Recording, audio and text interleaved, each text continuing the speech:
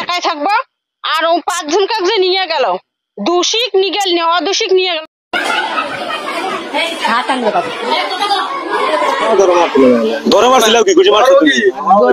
নির্মম পরিহাস। ওমান প্রবাসীর বন্ধু, তিনি ওমানে থাকতো। তো উনি মোটামুটি 5 বছর থেকে এসে যখন বাংলাদেশে আসে, তখন তাকে বলেছিল তার বন্ধু যে ভাই তুই যদি বাড়ি যাস তাহলে আমার এই কিছু জিনিসপত্র নিয়ে যাস। ঠিকানাটা দিয়েছিল ওনার স্ত্রী এবং ফোন নাম্বারটাও দিয়েছিল ওনার বন্ধুর স্ত্রীর। তো ঘটনাটি যা ঘটলো শুনলে আপনারা আশ্চর্য হয়ে যাবেন। হয়তো সম্পূর্ণ ভিডিওটি দেখলে আপনারা বুঝতে পারবেন যে বন্ধুত্ব কি রাখবো কি রাখবো না, বন্ধুত্ব কি করব কি করব না। এটা কিন্তু আপনারা বুঝতে পারবেন। কখন বুঝতে পারবেন? যখন আপনারা এই ধরনের ভুক্তভোগী হবেন। যে কাউকে আমরা বন্ধু বানাইতে পারি না, কারণ বন্ধুটা একটা এমন তো বিশ্বাসিত বন্ধু যা রক্তের সাথে বাঁধন হয়ে থাকে। ভাইয়ের চাইতেও বন্ধু অনেক সময় আপন হয়ে যায়। আর সেই বন্ধুর এই ছোটখাটো জিনিস নিয়ে যদি তার বন্ধুর স্ত্রীর সাথে এই ধরনের কর্মকাণ্ডের সাথে জড়িয়ে এই ধরনের কাজ করে, তাহলে আপনারা তাকে কি বলবেন? প্রিয় দর্শক শ্রোতা, আপনারা অনেক সময় বলে থাকেন যে আপনার কথা সত্য না, আপনার কথা মিথ্যা। ভাই, প্রত্যেকটা ভিডিওতে আমি বলে দেই এবং কোথায় এই ঘটনা হয়েছে, কোন ফ্যামিলিতে হয়েছে, সবকিছুই আপনাদের মাঝে তুলে ধরার চেষ্টা করি। তো ওমান প্রবাসী যে তার স্ত্রী, তিনি যখন লাকিস টাকিস নিয়ে তার বন্ধু তাদের বাড়িতে এসেছিল 2 দিন পরে, ফোন নাম্বারটা দিয়ে যখন তাকে ফোন দেয় তখন ওনার স্ত্রী ধরে, অর্থাৎ বন্ধুর বউ ধরেছিল। আর শুরু হয় সেখানের থেকেই।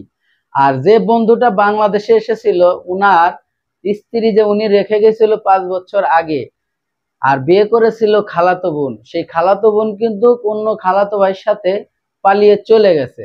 যাওয়ার পরে ওই বন্ধু কিন্তু একা হয়ে গেছে। এই ঘটনাটি ওমান প্রবাসী যে ভাই ছিল, যে ভাই তার বন্ধুকে পাঠিয়েছিল তার নিজের স্ত্রীর নাম্বার দিয়ে যে আমার মাল জিনিসগুলো ওই বাড়িতে পৌঁছে দেওয়ার জন্য, সে কিন্তু জানতো না।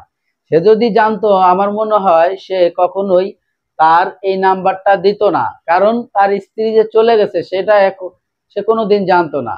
তা ঘটনাটি ওই ফোন নাম্বারটাই যত নষ্টের মূল। আর এই ফোন নাম্বারটা দিয়েছিল তারই স্বামী। তো স্বামী যখন ফোন নাম্বারটা দিছে, 1 দিন 2 দিন কথা বলতে বলতে তাদের ভিতরে একটা আন্তরিকতা তৈরি হয়। আর আন্তরিকতা তৈরি হওয়ার ভিতরে তাদের প্রেম ভালোবাসা শুরু হয়ে যায়। তারপরে কিছুদিন পরেই আন্তরিকতার মাধ্যম থেকে তাদের পরকীয়ায় লিপ্ত হয়ে যায়।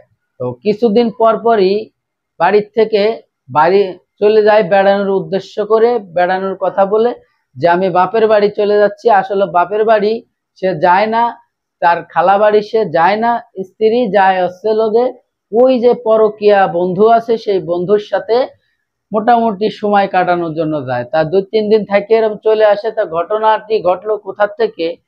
যখন তার মামাকে ওই মেয়ের মানে স্ত্রীর তার মামাকে ফোন দিল তার বাচ্চা, যে মামা তোমার বাড়ি তো আমার মা গেছে, তো মার সাথে একটু কথা বলবো, তা আমার মাকে দাও, আমার মার ফোন নাম্বারটা বন্ধ পাচ্ছি। তখন সে বলে যে তোমার আম্মু তো আমাদের বাড়ি আসে নাই। তখন এই ঘটনাটি তার দাদির কাছে যখন বলে যে আম্মু তো মামা বাড়ি যায় নাই, তাহলে কোথায় গেল? এই যে শুরু হলো বউ খোঁজাখুঁজির পালা।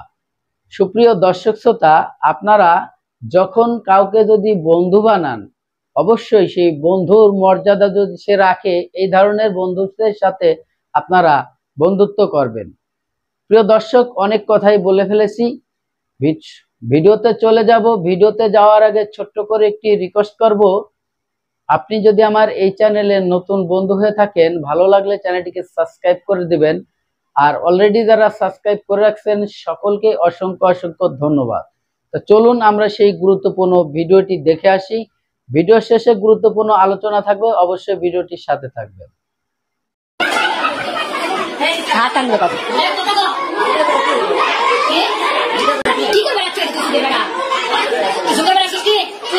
প্রিয় দর্শক শ্রোতা, এতক্ষণে আপনারা যে ভিডিওটি দেখেছেন, ওমান প্রবাসীর স্ত্রী অন্য বন্ধুর সাথে সে যে পরকীয়া লিপ্ত হয়েছিল, আশা করি ভিডিওটি আপনাদের ভালো লেগেছে। যদি ভালো লেগে থাকে অবশ্যই আপনার মতামত কমেন্ট বক্সে কমেন্ট করে জানাবেন।